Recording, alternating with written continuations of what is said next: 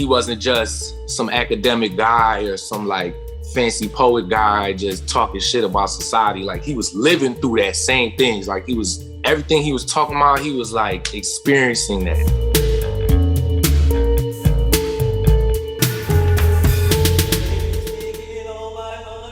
Welcome to episode 37 of the Accolades conversation series, in which I talk to some of my favorite artists about who or what they would recommend me checking out. Make sure to subscribe or hit that like button. In this episode, I'm talking to Philadelphia rapper lojii, whose gritty incantations and smoky delivery has been heralded by Bandcamp, Spotify, The Fader, Complex, Low End Theory, Gil Peterson, and more.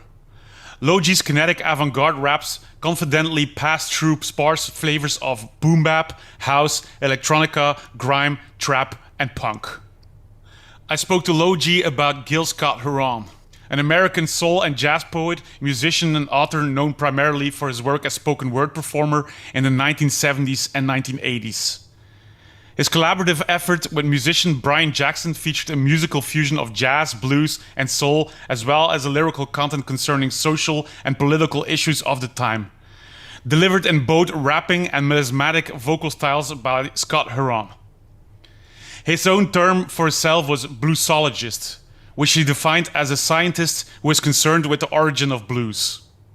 His poem, The Revolution Will Not Be Televised, delivered over a jazz soul beat, is considered a major influence on hip-hop music. This is what lojii had to add. The person I'm going with is Gil Scott-Heron. What really sticks with me about him was, just beyond how legendary his words are and how powerful his poetry is and how often sampled it is and just the big touch he had on the world with his work. At the time he was alive, he basically was regarded as the voice of a generation, or at least maybe a little after his prime came. But either way, as of today, he's regarded as like the voice of a generation at that time. Beyond all that, I just love how real of a person he was. You know what I mean? He wasn't like a star in the stereotypical sense. He wasn't like in the interviews or at all the shows with a bunch of crazy expensive clothes on or wearing all this wild jewelry or just in a whole getup. It just didn't really feel like he was putting on an act. Like you could tell he was performing the poetry and trying to connect with the audience and get the message across, but it didn't feel like this gimmick or this act he was putting on for the sake of showbiz. His whole energy was just about finding therapy and expressing the ugly truths that Black people face in a country like America every day.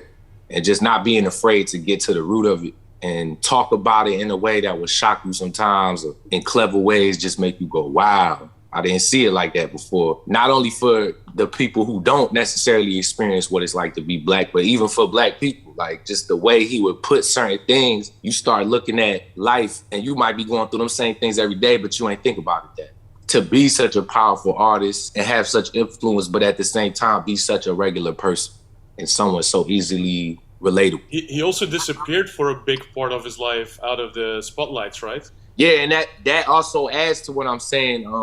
I kind of wanted to focus on the good things, but he also had a lot of demons. And what also makes him so relatable is just that he wasn't just some academic guy or some like fancy poet guy just talking shit about society. Like he was living through that same things. Like everything he was talking about, he was like experiencing that. That's part of what added to that kind of hiatus, that disappearance, was just the plights of the music industry can already be so heavy. Being a Black man in America can already be so heavy, especially at the time he was doing his thing at. It was even more intense. Was he seen in the beginning, like when hip-hop was forming in the early 80s? Do you know that? If he was already seen back then as one of those pioneers, or did that come later, you think? I'm curious about that, actually, but he's definitely over here regarded as one of the godfathers of rap, for sure. Mm-hmm. Just the style and the prose he was choosing and the ways he was coming off in his music and over the drums and just different musical elements he had on the early, like more poetry records, because he went through a whole era where he just started singing. Him and Brian Jackson, it was like Winter in America and things of that nature. But like, some of the earlier ones like Conversations on 125th, he just talking. And there's music there, but the emphasis is definitely just him talking. And it's definitely just raps. if for somebody like, there's probably not that many people that don't know who he is, but what song would you start with when it comes to his catalog? I think for the most basic listener, if you want to just like be introduced to his work in a way that you kind of see his core essence, and you'll also come across stuff you're probably familiar with, is, I would say, Conversations on 125th Street, man. The earlier ones, I just feel like that's him in his really early raw state where he first started gaining a lot of prominence and first kind of took the world like, woo, wow, this dude talking right now. He's saying some shit. Thanks, Lojii, for this conversation, and on to next week in episode 38, where I'm talking to singer-songwriter Molly Birch about actress Lynn Carlin. If you want to have more information about my book, Accolades, please go to craterecords.be/accolades.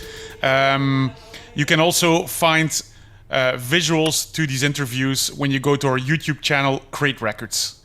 Thanks again for listening.